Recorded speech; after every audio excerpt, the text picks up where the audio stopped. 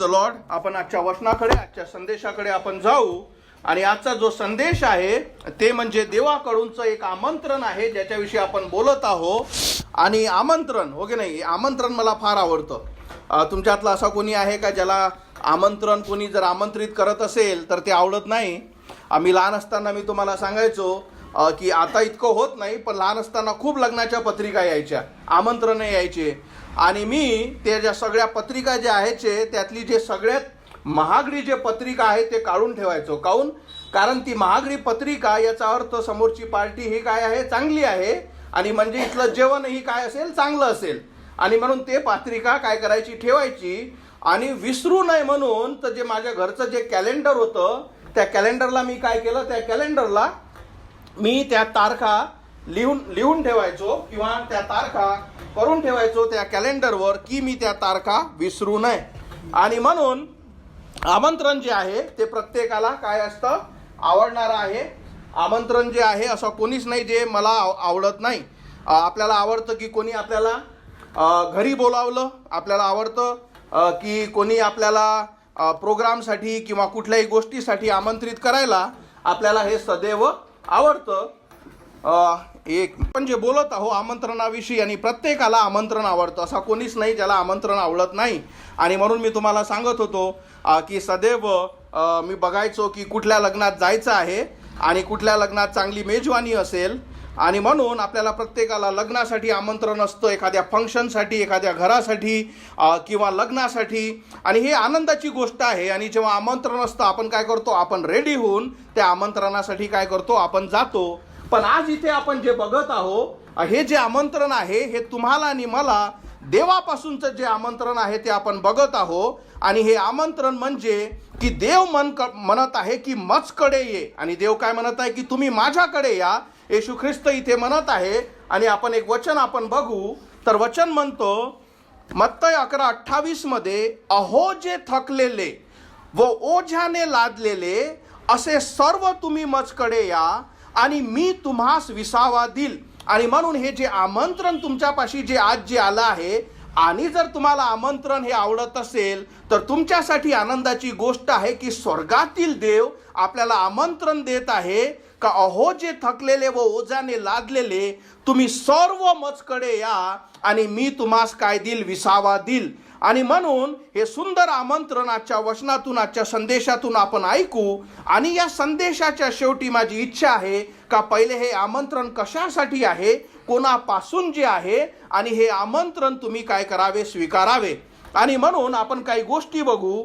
तर बायबलमध्ये मी तुम्हाला सांगतो, हे बायबल जो देवाचे वचन आहे जे आपल्याला दिल्या गेलं आहे, या बायबलची एकमेव थीम हे आहे का देव सदैव मनुष्याकडे का तुम्ही माझ्याकडे या, मी तुम्हाला विसावा देतो. आणि हे वचन सदैव देवाच्या वचनातून आपल्याला ही जी कंडिशन आहे आमंत्रणाची आपल्याला दिसतं. जसं काही वचनं मी तुमच्यासाठी वाचतो, आपल्या स्क्रीनवर आहे.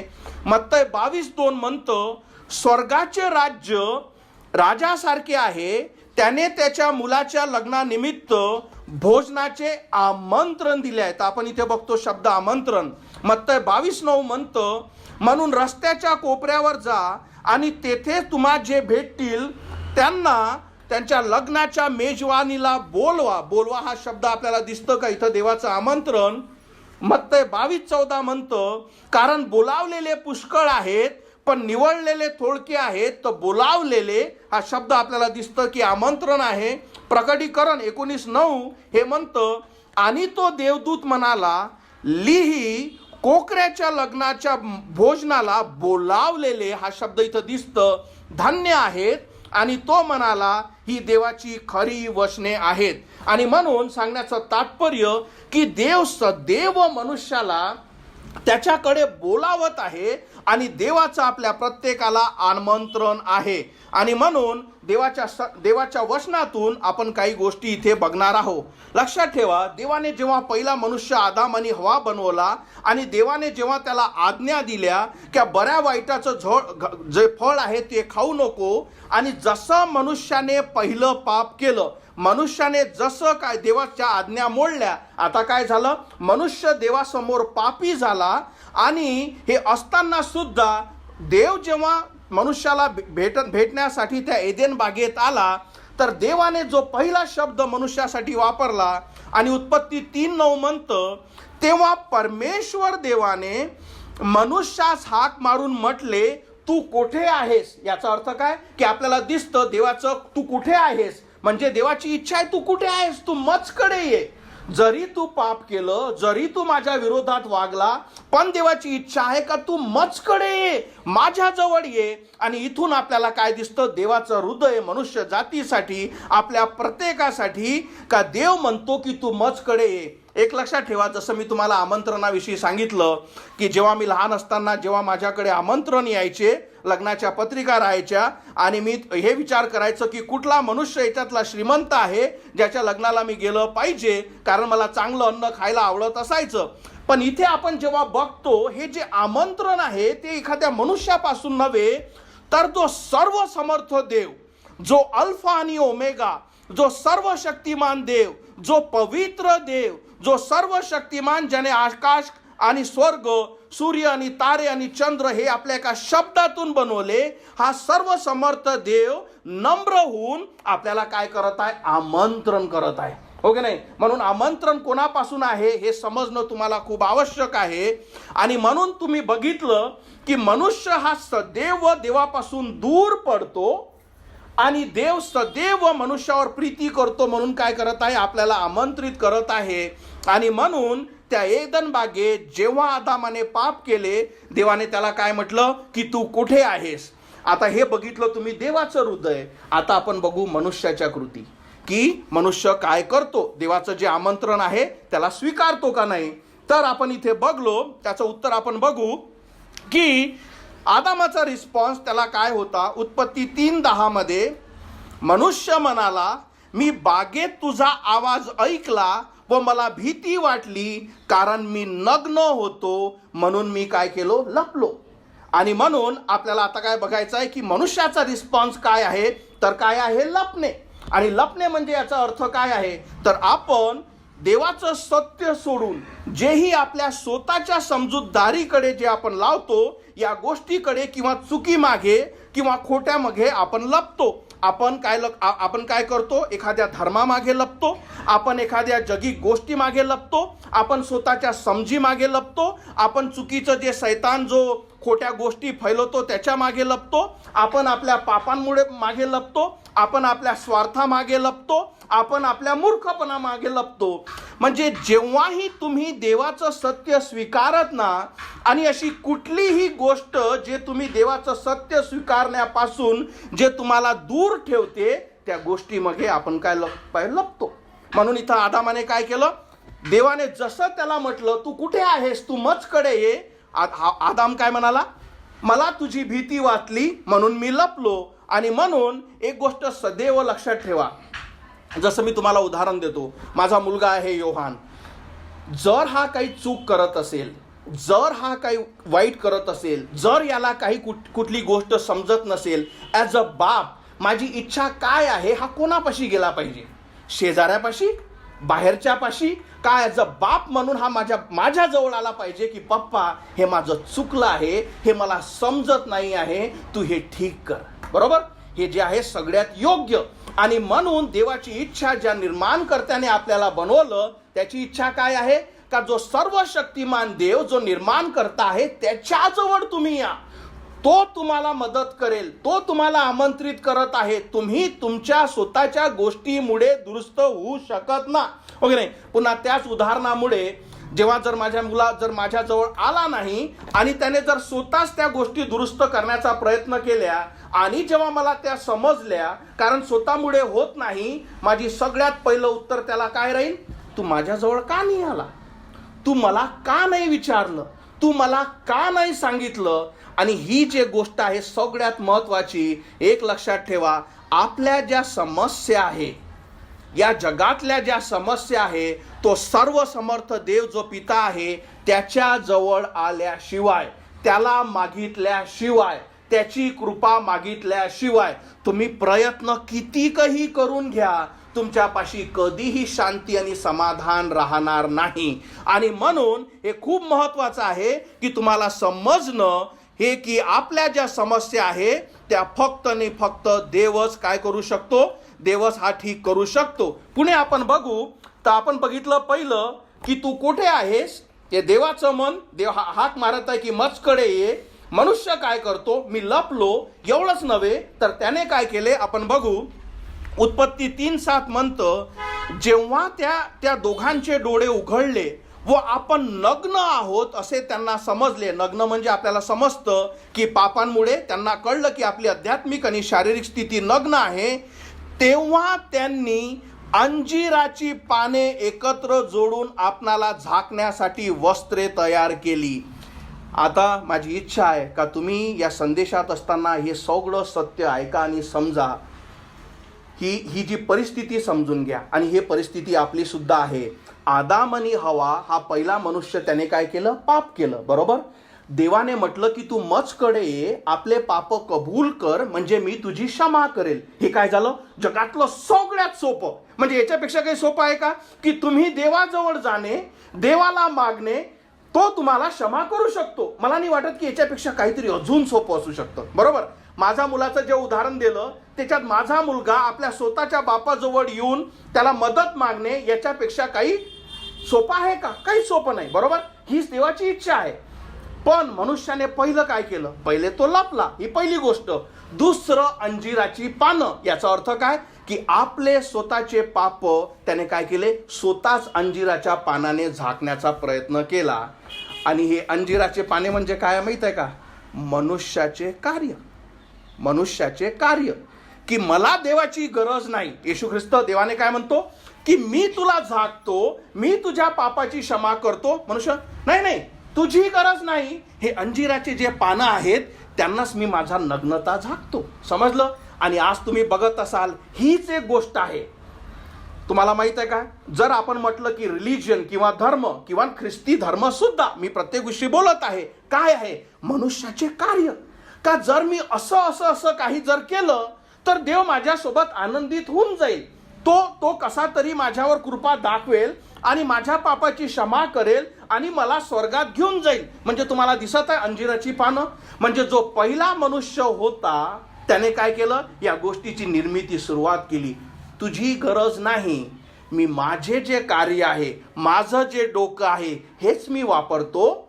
मी नग्नता माझी, माझ्या पापाची समस्या देवा तुझ्या जवळ येऊन सॉल्व करत नाही, तर मी माझ्या डोक्यामुळे काय करतो, या सगळ्या समस्या काय करतो, सॉल्व करण्याचा प्रयत्न करतो. आणि म्हणून तुम्हाला समजलं, जगाच्या सुरुवातीपासून मनुष्य हेच करत आलाय. तुम्ही एखाद्या मनुष्याला विचारा की तुम्ही देवाजवळ जा, तो तुम्हाला क्षमा करेल. त्याला तुम्ही हाक मारा, तो तुमच्या पापाची क्षमा करू शकतो. ते फार कठीण होऊन जाईल.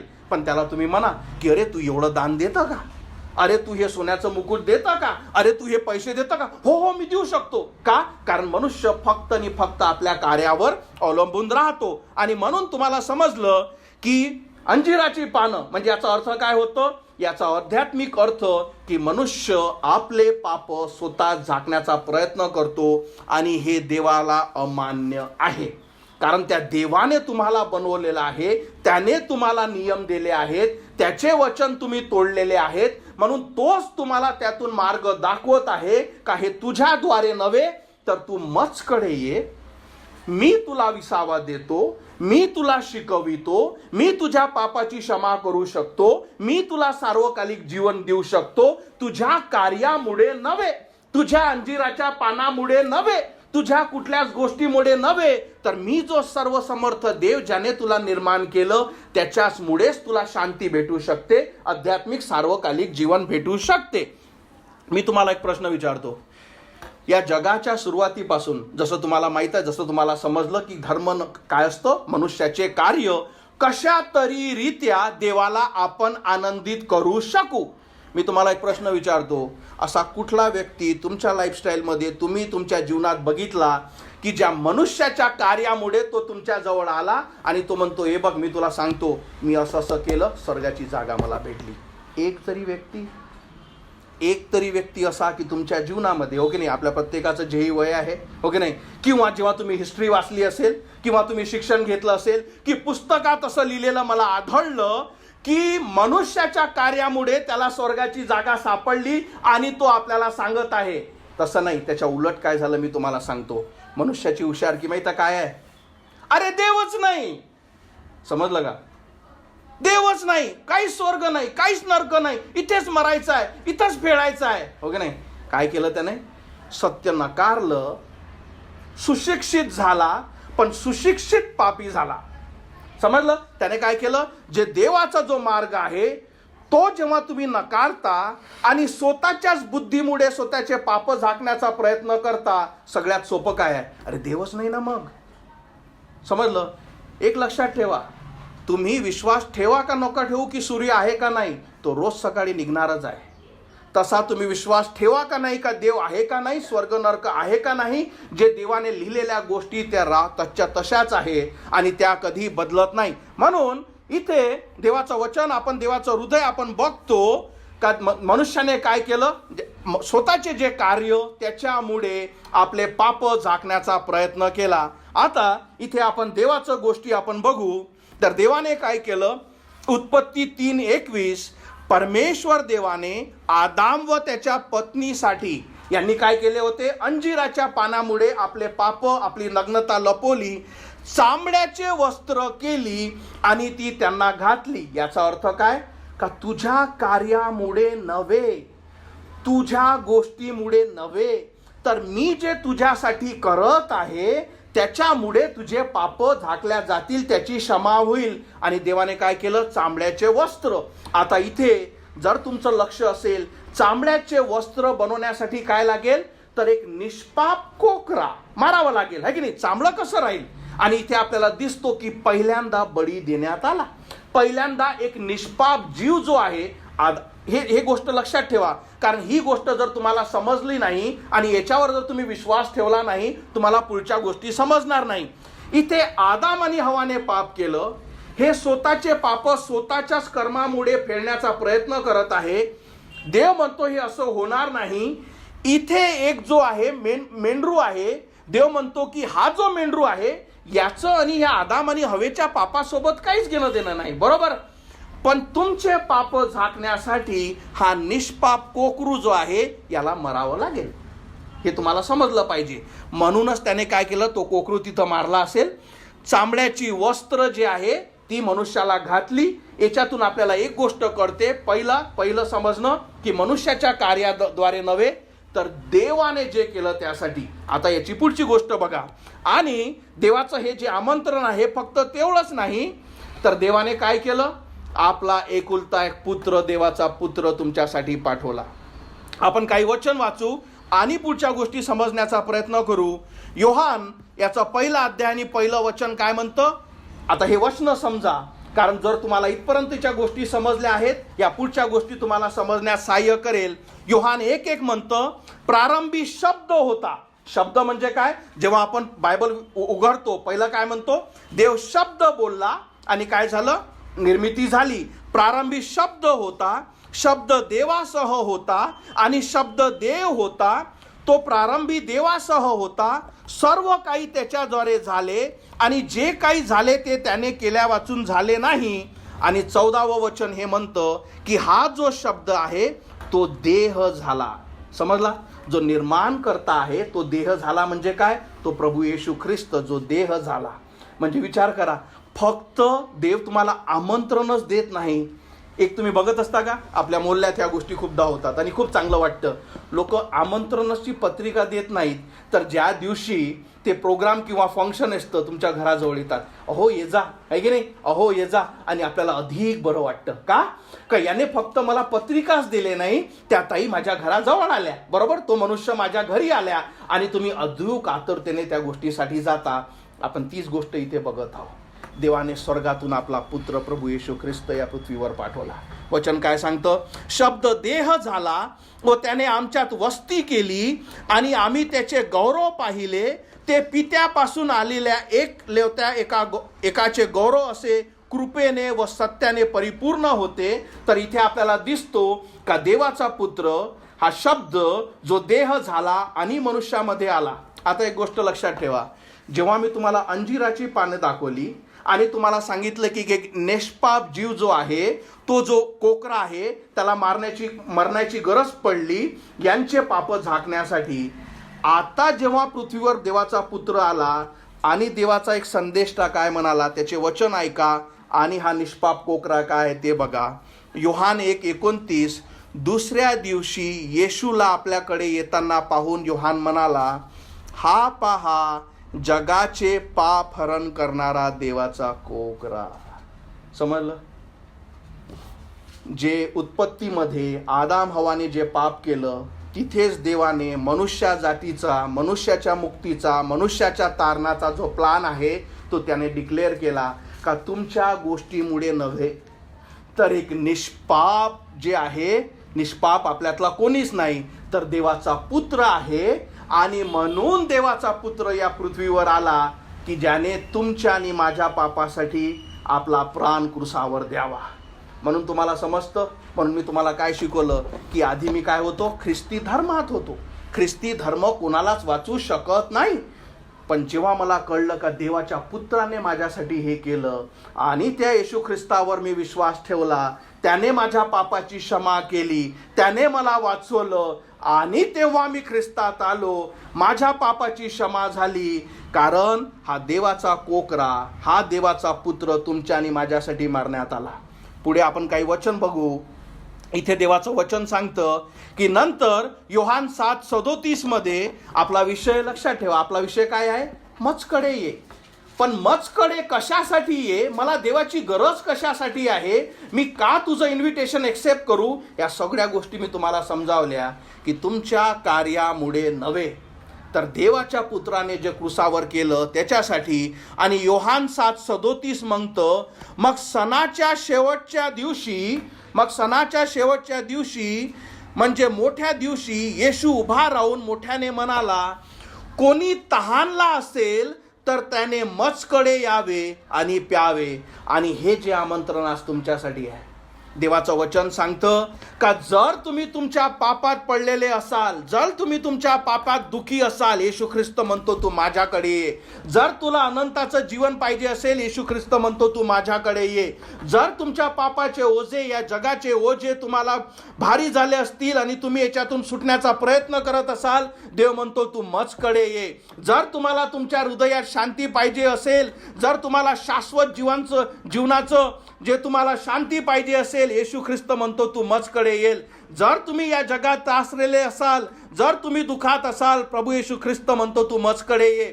जर तुम्ही एकटे असाल आणि तुम्हाला या जीवनात कुठलीच आशा नसेल, येशू ख्रिस्त म्हणतो मजकडे ये.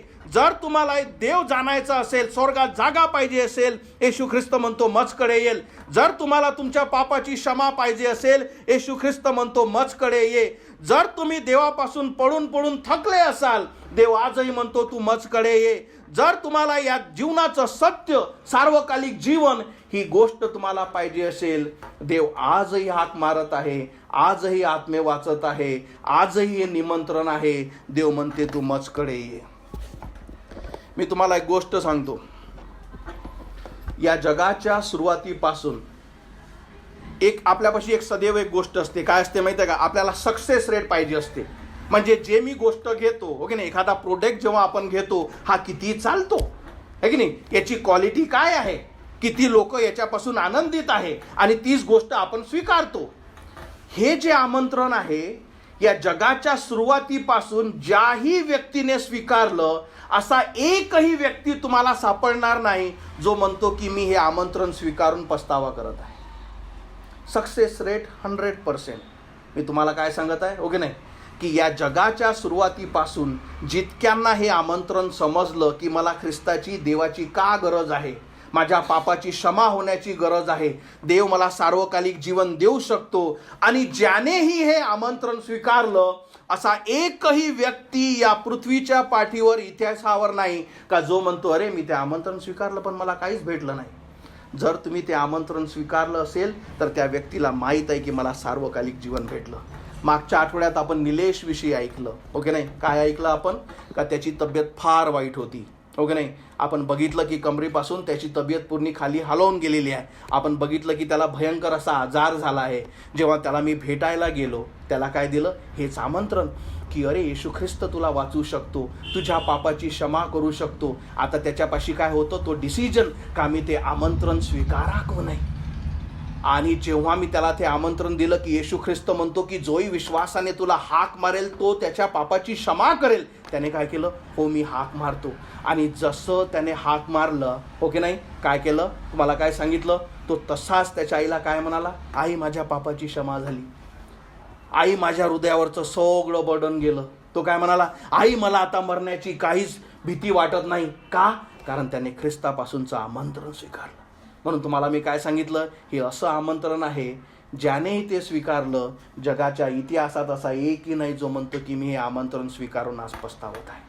त्याने प्रत्येकाचं जीवन बदललं. आपण जेव्हा बायबल वाचतो, देवाचे वचन वाचतो, जेव्हा मी बायबल स्टडीमध्ये तुम्हाला देवाचे चमत्कार शिकत आहो, जेव्हा प्रभू येशू ख्रिस्त या पृथ्वीवर होता आणि असा एकही व्यक्ती नाही जो देवाजवळ आला आणि तो निराश होऊन गेला, ज्याने हे आमंत्रण स्वीकारलं नाही. आपण बघितलं की जो अंमलदार होता, ज्याचा मुलगा जो करफन कमात आजारी होता, तो देवाजवळ आला आणि बरा झाला. आपण बघितलं की अशुद्ध आत्मा लागलेला एक मनुष्य जो जेव्हा येशू ख्रिस्ताजवळ आला, देवाने त्याला बरं केलं. आपण बघितलं की जेव्हा कुष्ठाने भरलेला एक मनुष्य ज्याला कुष्ठरोगी होता, तो देवाजवळ आला आणि तो आनंदित होऊन गेला. आपण बघितलं की शधापतीचा आवडता दास जो आजारी होता, जो मरायला टेकला होता, देवाने त्याला बरं केलं. आपण बघितलं की एक पक्षघात झालेला मनुष्यास जो बागेवर होता आणि जो देवाजवळ त्याच्या मित्रांनी आणला, तो आपली बाज घेऊन उठून चालू लागला, आनंदित होऊन गेला. आपण बघतो की जेव्हा एक मनुष्य ज्याचा उजवा हात वाळलेला होता,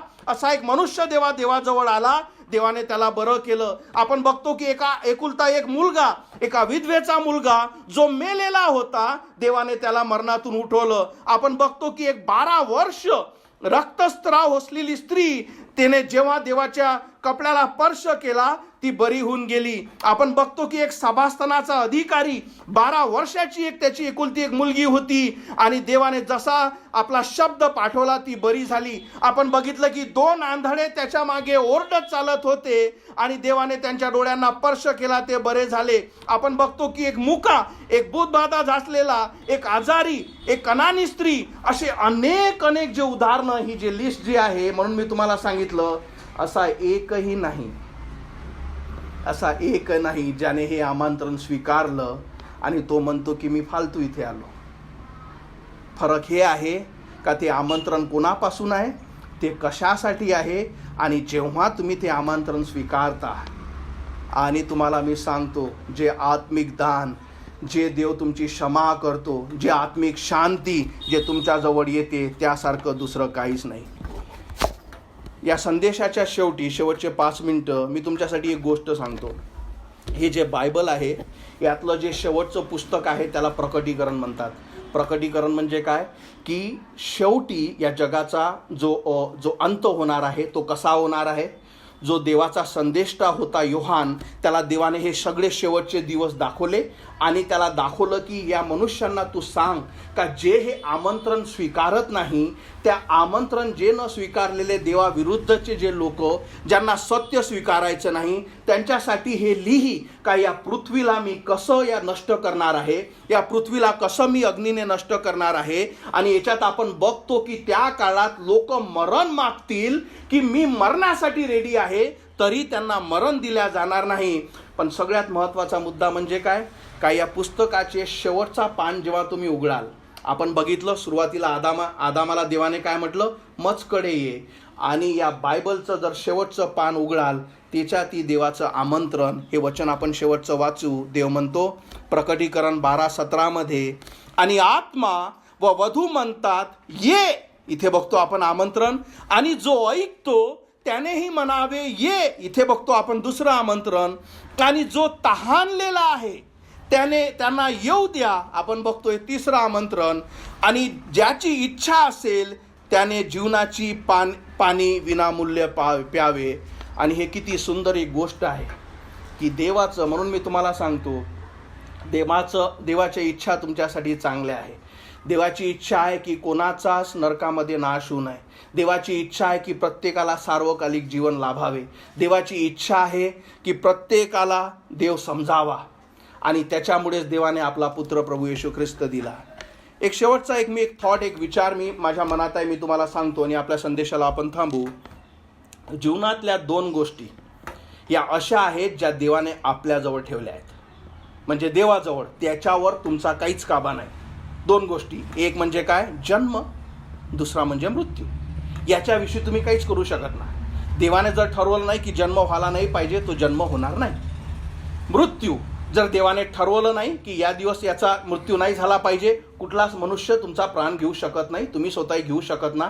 ही 2 अशी गोष्ट आहे, जन्म आणि मृत्यू, ज्याचे सगळे पावर देवाजवळ आहे, हो की नाही. आणि आपण हे सहज म्हणता, मृत्यू कोण पाहिला, हे कोण पाहिलं, बरोबर आहे की नाही. ते तुमच्या हाती नाही. तुम्हाला माहीत नाही की पुढचा संडे आपल्यापाशी आहे का नाही, आपल्याला माहीत नाही की पुढचं वर्ष आपल्यापाशी आहे का नाही. पण एक गोष्ट मी तुम्हाला सांगतो, जे तुमच्याजवळ आहे, जे तुमच्या मृत्यूपेक्षाही मोठी आहे, ते म्हणजे हे आमंत्रण जे मी तुम्हाला आज देत आहे, जो प्रभू येशू ख्रिस्त म्हणतो की जोही मला हाक मारेल तो वाचवल्या जाईल. ते आमंत्रण स्वीकारून सार्वकालिक जीवन काय असते, मी मेल्यानंतर माझा आत्मा स्वर्गात गेला पाहिजे. आपण स्वतःहून स्वर्गात जाऊ शकत नाही, कारण मनुष्याचे कार्य, अंजिराचे पाने जे आपण बघितले आहे, मनुष्य स्वर्गात फक्त देवाने जे माझ्यासाठी केलं, आणि देवाने तुमच्यासाठी काय केलं तर आपला पुत्र प्रभू येशू ख्रिस्त दिला, जो या पृथ्वीवर तुमच्यासाठी आला, तुमच्यासाठी मारण्यात आला. तुमचे सगळे पाप, माझे सगळे पाप, या जगाचे सगळे पाप त्याने क्रूसावर घेतले. त्याने तुमच्या पापाची फेड आपल्या क्रूसावर केली. आणि जेव्हाही तुम्ही या जगातील कुठलाही व्यक्ती तो क्रूस बघतो, त्याच्यासाठी आमंत्रण आहे का तुझ्या पापाची क्षमा मी केलेली आहे, ते क्रूसावर मी घेतलेली आहे, आणि तो 3ऱ्या दिवशी मरणातून उठला आणि स्वर्गात बसला आहे, आणि तुम्हाला हे आमंत्रण आज दिलेलं आहे. आणि देव म्हणतो की जोही विश्वासाने हाक मारेल तो वाचवल्या जाईल. म्हणजे आमंत्रण तुमच्या जवळ आहे. तुमच्यापाशी जन्म, तुमच्यापाशी मृत्यू नाही. पण ते आमंत्रण स्वीकारल्यामुळे सार्वकालिक जीवन, ज्याच्यासारखं दुसरी कुठलीच गोष्ट नाही. विचार करा या गोष्टीची शाश्वता, की मी मेल्यानंतर मी स्वर्गात जाईल, मला अनंतकाळचं जीवन आहे, मी देवासोबत राहील. याच्यासारखं दुसरं कुठलं डिसिजन आहे का जे तुमच्या हाती देवाने दिलं, बरोबर. कारण आमंत्रण तुमच्याजवळ दिलाय. हा संदेश जर ऐकला, तुमच्यापाशी आमंत्रण आलेलं आहे. तुम्हाला सत्य माहीत नसेल, आज देवाने तुम्हाला आमंत्रण दिले आहे. आता काय आहे, तुमच्या हाती देवाने दिलाय. तुमच्या हाती जन्म आणि मृत्यू नाही, पण त्याच्यापेक्षा जे मोठं आहे की सार्वकालिक जीवन, जे तुमच्याद्वारे नव्हे, कारण तारण कृपेने विश्वासाद्वारे. आणि म्हणून देवाला जेव्हा तुम्ही हाक मारता की येशू माझा आत्मा वाचव, माझ्या पापाची क्षमा कर, मी विश्वास ठेवते मी पापी आहे, मी विश्वास ठेवते का तू देवाचा पुत्र आहे. आज मला कळलं की मनुष्याचे कार्य काय आहे आणि देवाचे कार्य काय आहे. आणि आज मला कळलं का देवाचा पुत्र या पृथ्वीवर कशासाठी आला, यासाठी की माझ्या कार्याद्वारे, म्हणजे स्वतःद्वारे कुठलाच मनुष्य स्वर्गात जाऊ शकत नाही, पण देव तुमच्यावर प्रीती करतो. आणि म्हणून त्याने देवाचा कोकरा प्रभू येशू ख्रिस्त तुमच्यासाठी पाठवला, जो निष्पाप, देव काय म्हणतो, जो पवित्र होता, तो आपल्यासाठी पाप झाला आणि तो तुमच्यासाठी मारण्यात आला, गाळण्यात आला. पण तो त्या कबरेत राहिला नाही. 3ऱ्या दिवशी त्याने मरणावर विजय मिळवला, स्वर्गात बसलेला आहे. आणि तो आमंत्रण देत आहे. काय आहे आमंत्रण? जो कोणी देवाच्या नावावर विश्वास ठेवेल, जो कोणीही विश्वासाने त्याला हाक मारेल, जो कोणी की प्रभू तू देव आहे, येशू तू देव आहे. आणि आज मला कळलं की मला येशू ख्रिस्ताची देवाची गरज काय आहे. आज मला कळलं का देवाचा क्रूस काय आहे. आज मला कळलं की माझे पाप काय आहेत. आज मला कळलं की माझ्या पापाची क्षमा काय आहे. ओके नाही, तुमच्यापाशी जेव्हा आमंत्रणाचं कार्ड येतं, काय करता तुम्ही? पहिले वाचता, आहे की नाही? तुम्ही वाचता काय आहे, कुठला प्रोग्राम आहे, किती वाजता आहे, ओके नाही. हे आमंत्रण मी तुमच्यासाठी वाचलं. आता तुमची डिसिजन आहे की आमंत्रण मी स्वीकारावं का तुम्ही नकारावं. एक लक्षात ठेवा, या सभेच्या दरम्यान जर सार्वकालिक जीवन हे मला लाभलं नाही, याचं जर तुम्हाला कॉन्फिडन्स न घेता, कारण देवाचं वचन काय सांगत, तुला कळेल, ओके नाही. निलेशची साक्ष आपण ऐकली. असं झालं का की निलेशने प्रार्थना केल्यानंतर तुम्हाला काय माहित नाही पास्टर, आता पाहू, आता हाक तर मारली, काय देवाची इच्छा आहे पाहू.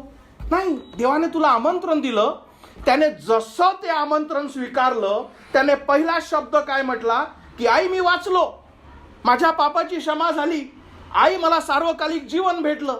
20 सप्टेंबर 2020 4:15 वाजता अमेरिकेच्या त्या सिटीमध्ये जेव्हा मी होतो, जे मी आमंत्रण तुम्हाला दिलं, तेच आमंत्रण जेव्हा एका व्यक्तीने जेव्हा मला सांगितलं की नितीन तू मरशील, अनंताच्या नरकात जाशील, पण ख्रिस्त तुला वाचू शकतो, तू त्याला हाक मार, तुझ्या पापाची क्षमा होईल. त्याने काय केलं, आमंत्रण मला वाचून दाखवलं. डिसिजन माझ्याजवळ होती की ते आमंत्रण घ्यावं किंवा नाही. मला नको का? कारण मी माझ्याजवळ माझे अंजिराचे पानं आहेत. माझे अंजिराचे पानं काय होते, अरे बाबा एवढ्या गरिबीतून पुढे आला मनुष्य, एवढा मी इंजिनियर झालो, एवढा पैसा आहे, एवढे डॉलर आहे, मीच काही चांगला असेल ना. ते काय होते, माझे अंजिराचे पानं. पण जोपर्यंत देवाच्या शब्दामुळे ते पाने फाटत नाही आणि ख्रिस्ताने जे माझ्यासाठी केलं ते मी स्वीकारत नाही, तोपर्यंत माझ्या पापाची क्षमा नव्हती. पण जसं ते आमंत्रण मी स्वीकारलं, ओके नाही, म्हटलं येशू माझी क्षमा कर, मी विश्वास ठेवतो का मी पापी आहे, मी विश्वास ठेवतो का तू देवाचा पुत्र आहे, आणि मी विश्वास ठेवतो तू माझ्या पापाची क्षमा करू शकतो, मला वाचव. जशी विश्वासाने हाक मारली, स्वर्गातील त्या देवाने हाक ऐकली आणि माझी क्षमा केली. ज्या दिवशी त्या निलेशला भेटलो, माझी आई तिथं होती, त्याला काय म्हटलं निलेशला, एक भिकारी दुसऱ्या भिकाऱ्याला सांगत आहे की स्वर्गाची भाकर कुठे भेटते, तुझी गरज आहे की तू त्याला हाक मार, मी फक्त तुला आमंत्रण देऊ शकतो, स्वीकारणं तुझं कार्य आहे. जसं त्याने हाक मारलं, येशू माझा आत्मा वाचव, ओके नाही, काय भेटलं त्याला, सार्वकालिक जीवन. तारण कृपेने विश्वासाद्वारे, ते तुमच्यापासून झाले नव्हे तर देवाचे हे दान आहे. आज देवाचं आमंत्रण तुमच्या जवळ आहे. ते आमंत्रण तुम्ही स्वीकारता किंवा तुम्ही नकारता हा तुमचा विषय आहे. पण जर देवाचं वचन तुम्हाला कळलं असेल, आज देवाने तुम्हाला या चर्चमध्ये यासाठी नाही ठेवलं, तुम्ही योगायोगाने नाही आला, हे देवाची इच्छा होती, कारण देव तुमच्यावर प्रेम करतो. विचार करा, आमंत्रण कोणाला देतो आपण, ज्याला आपण ओळखतो, ज्याच्यावर आपण प्रेम करतो. आज देवाने आमंत्रण तुमच्यावर यासाठी केलं कारण देव तुमच्यावर प्रेम करतो. देवाची इच्छा आहे का तुम्हाला सार्वकालिक जीवन लाभावे, देवाची इच्छा आहे का तुम्हाला अनंताचं जीवन लाभावे, देवाची इच्छा आहे का तुमच्या पापाची क्षमा व्हावी. म्हणून देवाने तुम्हाला इथं जोडलं आणि हे आमंत्रण मी तुमच्यासाठी वाचून दाखवलं. आता गरज आहे की तुम्ही ते आमंत्रण स्वीकारता का नाही, हे डिसिजन तुमची आहे. जर तुमची इच्छा असेल का हो मला हे कळलं, मला स्वीकारायचं आहे, देव याच समय तुम्ही जिथे बसल्या त्याला हाक मारा, येशू माझी क्षमा कर, मी विश्वास ठेवते मी पापी आहे, मी विश्वास ठेवते परमेश्वरा तू देवाचा पुत्र आहे आणि माझ्या कार्या नवे परमेश्वरा, तर तू जे क्रूसावर केलं त्याच्याद्वारे परमेश्वरा मी वाचू शकते. या समय जसे तुम्ही हाक मारता, मी तुम्हाला काय सांगितलं, या जगाच्या इतिहासात असा एकही व्यक्ती नाही जो म्हणतो की मी हे आमंत्रण स्वीकारलं पण मला काहीच भेटलं नाही. ज्याने हे स्वीकारलं तो म्हणतो मी सर्व काळ आनंदित आहे, कारण देवाची शांती माझ्याजवळ आहे, देवाने मला वाचवलं. आपले डोळे बंद करू, आपल्या मानाखाली घालू. जसं मी तुम्हाला सांगितलं, ओके नाही, देवाची इच्छा होती का हे आमंत्रण, देव म्हणतो मजकडे ये. तुम्ही थकलेले आहात, तुमच्या पापाच्या ओझ्यांमुळे तुम्ही लादलेले आहात, तुम्हाला शाश्वत जीवनाची कुठलीच आशा नाही, तुम्हाला कळत नाही की हो मला सार्वकालिक जीवन कसं लाभावं, तर तुम्ही काही गोष्ट हे समजणं आवश्यक आहे की आपण त्या स्वर्गीय देवासमोर आपण सगळे पापी आहोत. मनुष्याच्या कार्यामुळे, तुमच्या कुठल्याच गोष्टीमुळे तुम्हाला अनंताचं जीवन, स्वर्गाचं जीवन लाभू शकत नाही. देवाचं वचन सांगतं का एकचदा मरण आहे आणि नंतर न्याय आहे. तुमची अपॉइंटमेंट आहे, जी अपॉइंटमेंट तुम्ही कधीच चुकू शकणार नाही. एक अपॉइंटमेंट तुमच्यासाठी लिहून ठेवलेली आहे का ज्या दिवशी हे होईल आणि त्या दिवशी तुम्ही न्यायासमोर अझल राहाल. देवाचे वचन सांगतं पापाची शिक्षा मरणच नव्हे, नंतर न्याय सुद्धा आहे, अनंताचं नरक आहे. मनुष्य स्वतःच्या कार्यामुळे पवित्र स्वर्गात जाऊ शकत नाही, कारण देव पवित्र आहे आणि म्हणून तो पापाला स्वर्गात येऊ देणार नाही. आणि म्हणून देव तुमच्यावर प्रीती करतो, पण आपले पाप तो स्वर्गात येऊ देऊ शकत नाही. आणि म्हणून त्या देवाने काय केलं, आपला पुत्र प्रभू येशू ख्रिस्त या पृथ्वीवर पाठवला, जो या खोलीतल्या प्रत्येक व्यक्तीसाठी, हे वचन ऐकणाऱ्या प्रत्येक व्यक्तीसाठी, या जगातल्या प्रत्येक व्यक्तीसाठी त्याने सगळ्या व्यक्तीचे पाप आपल्या स्वतःवर शरीरावर घेतले. तो तुमच्यासाठी आणि माझ्यासाठी मारण्यात आला. त्याने आपलं पवित्र रक्त क्रूसावर यासाठी सांडवलं, कारण वचन सांगतं की रक्त सांडवल्याशिवाय पापाची क्षमा नाही. आणि म्हणून देवाने आपलं पवित्र रक्त त्या क्रूसावर सांडवलं. आणि जेव्हा तो क्रूसावर मेला, त्या मरण्याच्या आधी त्याने एक शब्द वापरला, इट इज फिनिश, म्हणजे तुमच्यासाठी मी सगळं केलं आहे. त्याला गाळण्यात आलं, त्याला मारण्यात आलं, पण त्याची कबर तिथे नाही, कारण तिसऱ्या दिवशी तो मरणातून उठला. त्याने मरणावर विजय मिळवला आणि स्वर्गात बसलेला आहे. त्याचे मरणावर विजय मिळवणं हे तुमच्यासाठी पावती आहे का माझ्या पापाची क्षमा त्याने केलेली आहे, माझ्या पापाची शिक्षा त्याने घेतलेली आहे आणि देवाला ते मान्य आहे. आणि जसे तुम्ही ते आमंत्रण स्वीकारता, आमंत्रण काय आहे? देव म्हणतो जोही विश्वासाने हाक मारेल तो वाचवला जाईल. जेव्हा तुम्हाला आपली आत्मिक कंडिशन दिसत आहे या संदेशादरम्यान की हो मी मरेल, मी नरकात जाईल, मला ठाऊक नाही माझ्याजवळ किती दिवस आहे, मला ठाऊक नाही की माझ्याजवळ उद्याचा दिवस आहे का नाही. कारण देव काय म्हणतो, उद्याची वाट पाहू नको, कदाचित तुझा आत्मा आजच मागितल्या जाईल. आणि म्हणून देव म्हणतो की आजच तारणाचा दिवस आहे. आणि जेव्हा तुम्हाला तुमची आत्मिक कंडिशन दिसत आहे आणि तुम्ही हे आमंत्रण ऐकलं, कारण ख्रिस्त म्हणतो जोही मला हाक मारेल. हाक मारणे म्हणजे काय? की जेव्हा तुम्हाला कळतं का मी पापी आहे आणि माझे पाप मला नरकात टाकतील, कारण देवाचे वचन सांगतं, या देवाच्या वचनावर मी विश्वास ठेवते, पण प्रभू येशू ख्रिस्ताने माझ्या पापाची क्षमा घेतली आणि तो मला वाचवू शकतो. आणि जसे तुम्ही विश्वासाने हाक माराल की येशू माझा आत्मा वाचव, माझ्या पापाची क्षमा कर, मी तुला माझा देव, माझा तारणारा स्वीकारते, प्रभू माझी क्षमा कर. होय प्रभू, मी विश्वास ठेवते परमेश्वरा की तू माझी क्षमा करू शकतो. माझ्या राजा, तुझे वचन सांगतं की जितक्यांनी तुझा स्वीकार केला तितक्यांना देवाची मुले होण्याचा तू अधिकार देवला. होय प्रभू, माझी क्षमा कर. वचन सांगतं की जोही अंतकरणाने कबूल करेल आणि मुखाने स्वीकारेल, ख्रिस्त त्याला वाचवेल. त्यातले तुम्ही असाल, तुम्हाला शाश्वत जीवनाविषयी, आपल्या अनंताच्या जीवनाविषयी जर तुम्हाला काळजी असेल, आपल्या आत्म्याविषयी तुम्हाला कळवळ असेल, हे आमंत्रण तुमच्यासाठी आहे. हे आमंत्रण न स्वीकारता जाऊ नका. आणि जसं मी तुम्हाला सांगितलं, या जगाच्या इतिहासात असा एकही नाही जो म्हणतो की मी हे आमंत्रण स्वीकारलं पण मला अनंताचं जीवन लाभलं नाही. हालेलुया. धन्यवाद मानतो येशू. प्रार्थना करतो परमेश्वरा इथे जुळलेल्या प्रत्येकासाठी. धन्यवाद मानतो तुझा संदेश, तुझे वचन परमेश्वरा तू हे दिलं आणि हे आमंत्रण वाचण्यासाठी आणि हे सांगण्यासाठी प्रभू तू सहाय्य केलं. तुझे धन्यवाद मानतो. प्रार्थना करतो इथे जुळलेल्या प्रत्येकासाठी प्रभू. होय प्रभू, तुझी इच्छा आहे, कारण तू प्रत्येकावर प्रेम करतो माझ्या राजा. तुझे वचन सांगतो योहान 3:16, देवाने जगावर एवढी प्रीती केली का त्याने आपला एकुलता एक पुत्र दिला, यासाठी का जो कोणी त्यावर विश्वास ठेवतो त्याचा नाश होऊ नये तर त्याला सार्वकालिक जीवन लाभावे. प्रार्थना करतो इथे जुळलेल्या प्रत्येकासाठी प्रभू.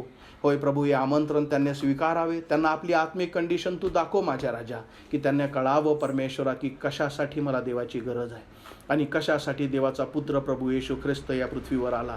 आणि होय परमेश्वरा, होय प्रभू, जसा तू मस्पाप्याचा आत्मा वाचवला माझ्या राजा, नवीन जीवन दिलं आणि जितक्यांनी तुला हाक मारलं त्या प्रत्येकाला तू प्रभू वाचवलंस. प्रार्थना करतो इथे जोही असेल ज्याला परमेश्वरा अजून आपल्या आत्मिक जीवनाविषयी आणि होय परमेश्वरा आपल्या सार्वकालिक जीवनाविषयी खात्री नाही, त्याला ठाऊक नाही की जे मरीन मी माझा आत्मा कुठं जाईल.